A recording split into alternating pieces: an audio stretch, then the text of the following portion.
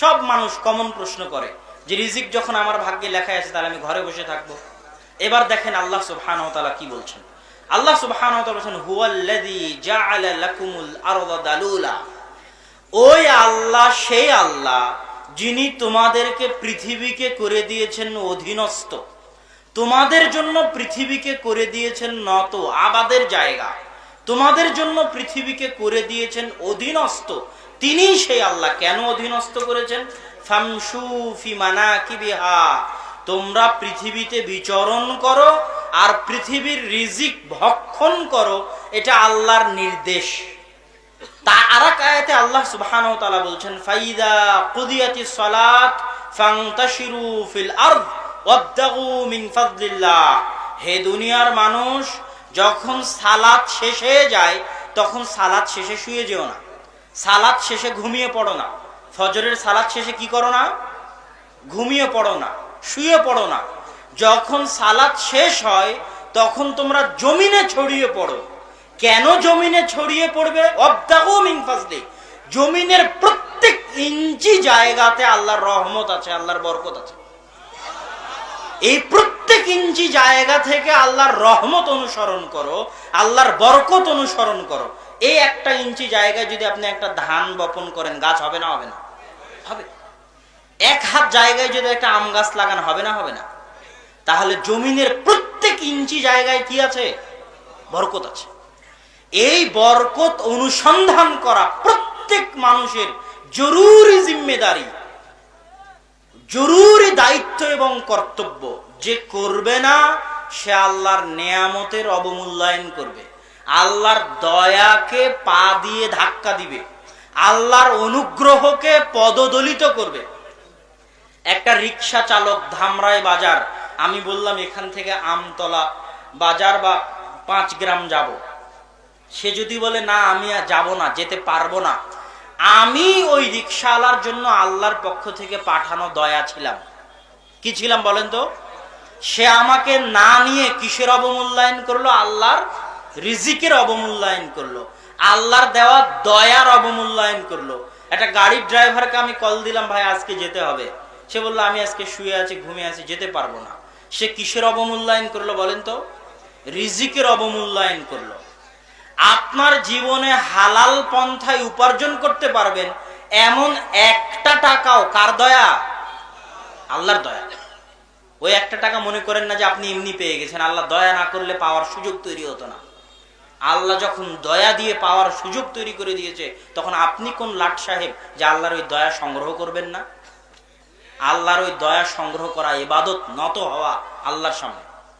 দাউদ আলাইহিস সালাতু ওয়াস সালাম একদিন গোসল করছেন, স্বর্ণের বৃষ্টি হচ্ছে, গোসল ছেড়ে দিয়ে স্বর্ণ কুড়াতে গেছেন। দাউদকে আল্লাহ ধন সম্পদ অত কম দেননি যে গোসল ছেড়ে দিয়ে স্বর্ণ কুড়াতে হবে, এত ধন সম্পদ কম দেননি। দাউদ আলাইহিস সালাম কেন গেলেন? কোটি টাকার মালিক হলেও দাউদ সুলাইমান কোটি কোটি কোটি কোটি টাকার মালিক হওয়ার পরও কার দয়ার ভিখারি? আল্লাহর দয়ার ভিখারি। দাউদ এটা আল্লাহকে দেখাতে চায় যে আল্লাহ আমি কোটি টাকার মালিক হয়েছি ঠিকই, কিন্তু যে 1 টাকা পড়ে আছে ওই 1 টাকার আমি ভিখারি, কেন ওই 1 টাকা তোমার দয়া। এটাই হচ্ছে একজন মুসলমানের আবেগ এবং অনুভূতি। সুতরাং আপনি রিজিক আল্লাহর হাতে, কিন্তু রিজিক দয়া। তো রিজিক আপনি অনুসন্ধান করবেন কেন? আল্লাহর দয়া অনুসন্ধান করার জন্য। এবং ওই অনুসন্ধান করতে গিয়ে যা অর্জন করবেন তা আপনার টাকা নয়, তা সব কার দেওয়া? আল্লাহর দেওয়া। আল্লাহ কোরআনে কোন জায়গায় বলেনি যে আপনার টাকা দান করতে হবে। মিম্মা রাযাকনাহুম, আপনার পকেটে যে টাকা আছে ওটা আমি আল্লাহ দিয়েছি, আমার দেওয়া টাকা তুমি আল্লাহ আমার রাস্তায় ব্যয় করো। আল্লাহ কোথাও স্বীকার করেনি যে আপনার 10 বিঘা সম্পত্তির মালিক আপনি, ওটার আসল মালিক কে? আজ থেকে 500 বছর আগে আরেকজন ছিল, 500 বছর পরে আরেকজন হবে, কিন্তু আসল মালিক কে? আল্লাহ সুবহানাহু ওয়া তাআলা। সুতরাং রিজিক অনুসন্ধান করতে হবে, রিজিক অনুসন্ধান করা জরুরি দায়িত্ব ও কর্তব্য। আলোচনা আমি সংক্ষিপ্ত করে দিচ্ছি। রিজিক বাড়বে কিভাবে? রিজিক বাড়া মানে হচ্ছে বরকত। ইসলামে রিজিক বৃদ্ধি মানে কি বলেন তো? বরকত। আগে বরকত জিনিসটা বুঝেন যে বরকত কি। রাসূল সাল্লাল্লাহু আলাইহি ওয়াসাল্লাম মাত্র 23 বছর তিনি দাওয়াত দিয়েছেন মাত্র কত বছর? 23 বছর। আব্দুর রাজ্জাক বিন ইউসুফ দাওয়াত দিচ্ছেন 30 বছর থেকে। কত বছর থেকে? আর আল্লাহ রাসূল মাত্র দাওয়াত দিয়েছেন কয় বছর? 23 বছর। তার দাওয়াত, তার জীবনে বরকত এত বেশি ছিল যে তার ওই 23 বছর সারা পৃথিবীতে বিপ্লব সৃষ্টি করে দিয়েছে। এটা হচ্ছে বরকত। অল্প সময় কাজ বেশি, কাজে বরকত বেশি, এর নাম হচ্ছে বরকত। স্থায়িত্ব হওয়া, টিকে থাকা, এটা হচ্ছে বরকত। ইসলামের রিজিক বৃদ্ধি মানে রিজিকে বরকত হওয়া। রিজিক বৃদ্ধি মানে কি বলেন তো? রিজিকে এবার দুটো মূলনীতি বুঝে যান। সকল বরকতের উৎস আল্লাহ। সকল বরকতের উৎস কি? আল্লাহ। এবং আল্লাহর সাথে সম্পৃক্ত যা কিছু আছে সবই বরকতের উৎস। যেমন আল্লাহর সাথে সম্পৃক্ত হচ্ছে আল্লাহর নাম। আল্লাহর নাম কার সাথে সম্পৃক্ত? আল্লাহর সাথে সম্পৃক্ত। এখন আল্লাহর নাম যেখানেই নেবেন সেখানেই বরকত হবে। আল্লাহর নাম যেখানেই নেবেন সেখানেই বরকত হবে। আল্লাহর নাম এত পাওয়ারফুল যে আল্লাহর নাম ব্যতীত জবেহ করা প্রাণী আপনার জন্য হারাম। আল্লাহর নাম এত পাওয়ারফুল, আর যেখানে আল্লাহর নাম নেবেন সেখানে বরকত হবে। এবার সকল বরকতের উৎস যেমন আল্লাহ, ঠিক সকল বরকত নষ্টের মাধ্যম হচ্ছে শয়তান। কি বলেন তো? যেখানে শয়তান আছে ওখানে বরকত থাকবে না, নাই। এই দুটো মূলনীতি মাথায় রাখার পরে এবার আল্লাহ রাসূলের কিছু হাদিস দেখেন। রাসূল সাল্লাল্লাহু আলাইহি ওয়াসাল্লাম বলছেন, ইযা আকালা আহাদুকুম ওয়া যাকারা ইসমাল্লাহ, যখন তোমাদের কেউ খায় এবং আল্লাহর নাম নেয়, বিসমিল্লাহ বলে, তখন শয়তান তার সাথে খায় না। আর যদি বিসমিল্লাহ না বলে তাহলে তার সাথে কে খায়? আর শয়তান আসলো মানে কি চলে গেল? বরকত চলে গেল। মানে আপনার এই খাওয়াতে কি নাই বলেন তো? বরকত নাই। কেউ যখন বাড়িতে প্রবেশ করে তখন যদি আসসালামু আলাইকুম না বলে, কেননা সালাম হচ্ছে আল্লাহর নাম, আল্লাহর নাম না নেয়, আসসালামু আলাইকুম না বলে, তাহলে শয়তান বলে, শোনো, এই বাড়ি তোমাদের থাকার জায়গা, এই বাড়ি তোমাদের খাওয়ার জায়গা। তাহলে শয়তান যে বাড়িতে ঢুকলো ওই বাড়িতে কি থাকবে না? জোরে বলেন, কি থাকবে না? বরকত থাকবে না। বরকত ওই বাড়ি থেকে উঠে গেল, চলে গেল। আর যখনই বলবে আসসালামু আলাইকুম, তখন শয়তান বলবে বাড়ি থেকে তোমরা পালাও, এই বাড়িতে তোমাদের থাকাও নাই, খাওয়াও নাই। তার মানে ওই বাড়িতে বরকতের জায়গা তৈরি হলো। আর একটা দেখেন, আল্লাহ সকল বরকতের উৎস, আল্লাহর নামের আলোচনা গেল। এবার আল্লাহর বাণী। আল্লাহর বাণী কি বলেন তো? কোরআন। আল্লাহর বাণী কি? জীবনে বরকত অর্জনের বিশাল বড় মাধ্যম কোরআন তেলাওয়াত।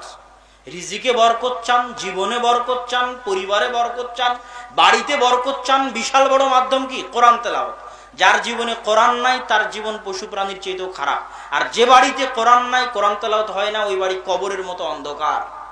তাহলে বাড়িতে বরকত আসবে কি তেলাওয়াত করলে? কোরআন তেলাওয়াত করলে। এই মৌলিক কয়েকটা কথা গেল বরকত এবং শয়তান। বরকত আসে আল্লাহ সুবহানাহু ওয়া তাআলার পক্ষ থেকে, আর সকল বরকত হারিয়ে যায় শয়তান আসলে। এবার বরকতের পরে আর দুই একটা বরকতময় জায়গা শুধু মুখে মুখে বলে চলে যাই। পৃথিবীতে কিছু বরকতময় জায়গা আছে, মদিনা, মক্কা, বাইতুল মাকদিস। এগুলোকে আল্লাহ সুবহানাহু ওয়া তাআলা বরকতময় জায়গা বলেছে। বরকতময় সময় সকাল। সকাল কিময় সময় বলেন তো? বরকতময় সময় হচ্ছে সকাল। বরকতময় কর্ম, বিসমিল্লাহর কথা বললাম, আল্লাহ সুবহানাহু তাআলাকে স্মরণ করা। আল্লাহ সুবহানাহু তাআলাকে স্মরণ করা বরকত পাওয়ার মাধ্যম। কোরআন তেলাওয়াতের কথা বললাম, এটা বরকত পাওয়ার মাধ্যম। একত্রে খাবার খাওয়া, এটা সহিহ হাদিস। এই হাদিসে রাসূল সাল্লাল্লাহু আলাইহি ওয়াসাল্লাম বলেন, কুলু জামিআন, একসাথে খাও, ওয়ালা তাফাররাকু, আলাদা আলাদা খেও না। ফাইন্নাল বারাকাতা ফিল জামাআ, বরকত আছে একসাথে খাওয়ার মধ্যে। একসাথে কি খেলে কি হবে জানো? ফাতুআমুল ওয়াহিদ ইয়াকফিল ইসনাইন, একজনের খাবার দুইজন খেতে পারবে, তিনজনের খাবার চারজন খেতে পারবে। কার হাদিস?